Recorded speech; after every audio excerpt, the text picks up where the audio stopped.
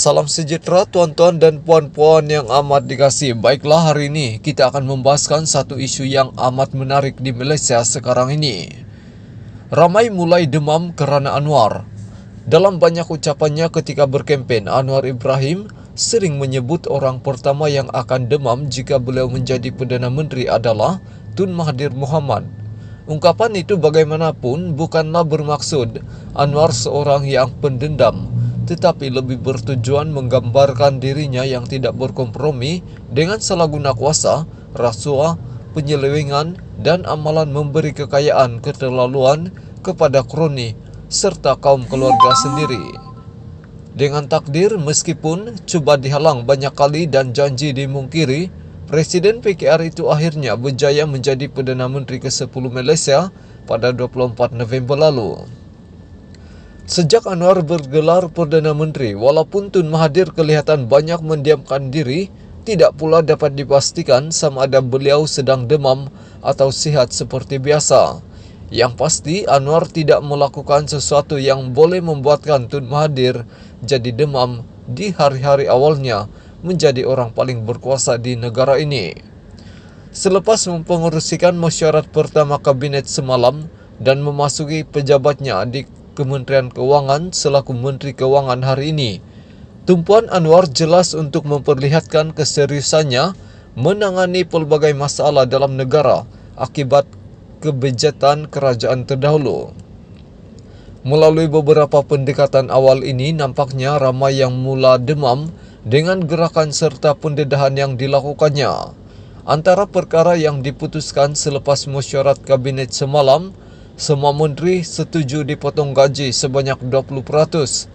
Cabutan judi khas daripada 22 kali setahun ketika era Perikatan Nasional diturunkan kepada 8 kali setahun.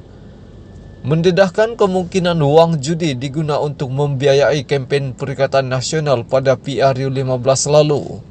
Berjaya mendapatkan persetujuan Syed Mokhtar Al-Bukhari, Taikun bernas untuk menyumbang RM10 juta pada tahun ini dan RM50 juta bagi tahun depan kepada pesawah padi, melakukan semakan terhadap kontrak rangkaian 5G bernilai RM11 bilion dan akan menyiasat kemungkinan berlaku penyelewengan serta ketirisan dalam perbelanjaan bernilai RM600 bilion sewaktu PKP ketika era Mahyadin sebelum ini. Hari ini pula selepas pertama kami menjejakkan kaki di Kementerian Keuangan, Anwar menegaskan wujud pelanggaran peraturan dalam beberapa perolehan kerajaan yang dibuat semasa era Mahyadin dahulu, serta mengesahkan beliau memiliki fail mengenai dakwaannya semalam bahawa kempen Perikatan Nasional pada PRU15 lalu dibiayai oleh wang judi. Selain itu, beliau juga mengumumkan semakan semula projek tempatan banjir bernilai RM7 bilion daripada RM15 bilion keseluruhannya yang dilakukan kerajaan terdahulu kerana rundingan terus yang dilakukan didapati tidak memenuhi peraturan. Saya akan pastikan perkara tersebut tidak diteruskan supaya prinsip ketelusan serta peraturan dipatuhi, tegas Anwar lagi. Berdasarkan respon yang tertonjol setakat ini, ramai kelihatan tiba-tiba jadi demam dengan gerakan yang dilakukan Anwar. Mahyadin, Hamzah Zainuddin, Hadi Awang, Tuan Ibrahim, Taqiyuddin Hasan, serta sejumlah pemimpin Bersatu dan PAS lain adalah mereka yang dikesan mulai demam sekarang ini. Sementara Anwar menegaskan beliau memiliki fail berkaitan wang judi untuk membiayai Perikatan Nasional selepas Taqiyuddin menuntut beliau mengemukakan bukti. Tuan Ibrahim dengan pantas tampil mewajarkan keperluan projek tempatan banjir dilakukan secara rundingan terus. Ada apa-apa ke?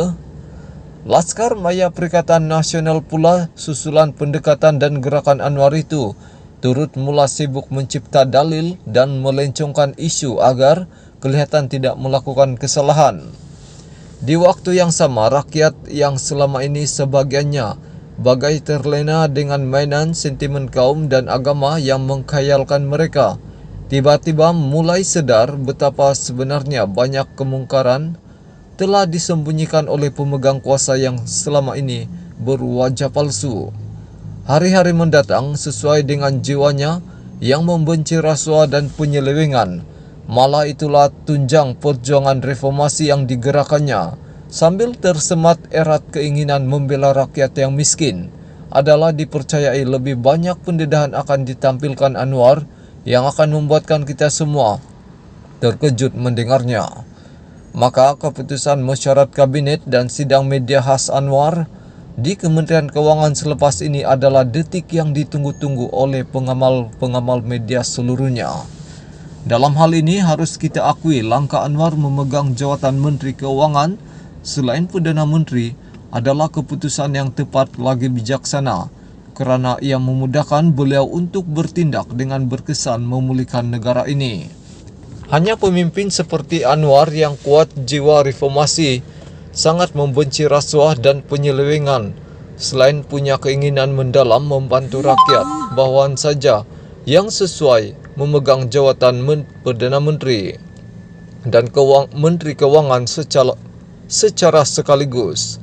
Walaupun mungkin ramai yang demam dengan gerakan serta pendedahan Anwar, apa yang dilakukannya itu adalah ubat untuk memulihkan negara agar rakyat semua kaum benar-benar terbela akhirnya. Tanpa kemungkaran didedahkan dan dibentras terlebih dahulu, usaha pemulihan dan iltizam membela rakyat boleh jadi hanya sia-sia saja. Apa yang dilakukan Anwar sekarang ini haruslah kita sokong, kerana kita sebagai rakyat jugalah penikmat hasilnya nanti. Yang demam atau yang bakal demam, biarkan mereka sengsara sendiri. Artikel ini dipetik dari Syahbudin Husin yang diterbitkan pada 6 Disember 2022.